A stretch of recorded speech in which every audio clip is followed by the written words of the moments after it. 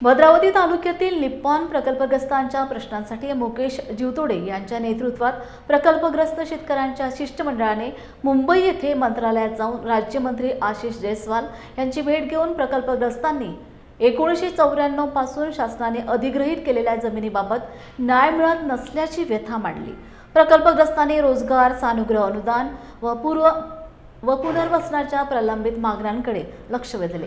यावर राज्यमंत्री जयस्वाल यांनी मुख्यमंत्री देवेंद्र फडणवीस यांच्याशी चर्चा करून योग्य तोडगा काढण्याचे आश्वासन दिले।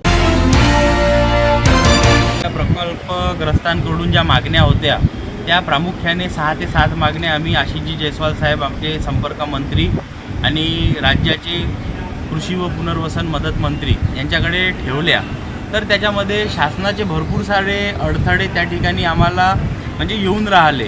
जर शेतकऱ्यांना मदत मिळाली पाहिजे तर ते कोणत्या हेडखाली मिळाली पाहिजे, कारण की जमीन जे अधिग्रहण झालं होतं ते जमीन अधिग्रहण फक्त MIDCनी केलं होतं आणि आज MIDCच्या याच्यामध्ये ना कुठल्या पुनर्वसनाचा म्हणजे कुठली तरतूद आहे, ना त्याच्यामध्ये सानुग्रह अनुदानाची तरतूद आहे, ना त्याच्यामध्ये PAP प्रकल्पग्रस्ताचं सर्टिफिकेट देण्याची तरतूद आहे। एकीकडे कुठंतरी आपण बघून राहिलो की MIDC जी कंपनी आहे ही शासकीय कंपनी आहे, परंतु शासनाचे भरपूर सारे नियम त्यांना लागू होऊन नाही राहिले किंवा त्यांच्या त्या याच्यामध्ये योजनेमध्ये ते समाविष्ट नाही आहे। जसं इरिगेशन डिपार्टमेंट असो, WCL असो, यांच्यामध्ये जे प्रोव्हिजन दिलेलं आहे तसं प्रोव्हिजन कुठलंही MIDCच्या याच्यामध्ये दिलेलं नसल्यामुळे शेतकऱ्यांना जो लाभ मिळाला पाहिजे तो लाभ कुठंतरी मिळण्यामध्ये अडथळे निर्माण होऊन राहिले आहे। परंतु आमचे संपर्क मंत्री आशिषजी जयस्वाल साहेब यांनी शेतकऱ्यांना कुठेही अन्याय होणार नाही व त्यासाठी त्यांनी आम्हाला काही मुद्दे दिले आहे की किती शेतकरी आहे, कोणत्या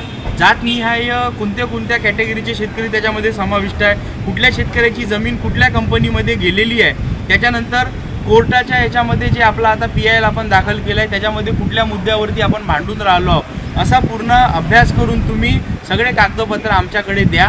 त्याच्यानंतर साहेबांनी पॉझिटिव्हली आपल्याला सांगितलं आहे की या महाराष्ट्राचे मुख्यमंत्री देवेंद्रजी फडणवीस साहेब यांच्याकडे सविस्तरपणे हा मुद्दा मांडू आणि याच्यामध्ये कुठंतरी म्हणजे पॉझिटिव्ह तोडगा निघल आणि शेतकऱ्यांना कुठंतरी न्याय मिळेल यासाठी आपण सातत्याने मदत करू। आणि जयस्वाल साहेबांनी स्वतः सांगितलं की मी तुमच्या पाठीशी आहे आणि तुम्हाला मदत मिळाली पाहिजे यासाठी सातत्याने आपण प्रयत्न करू।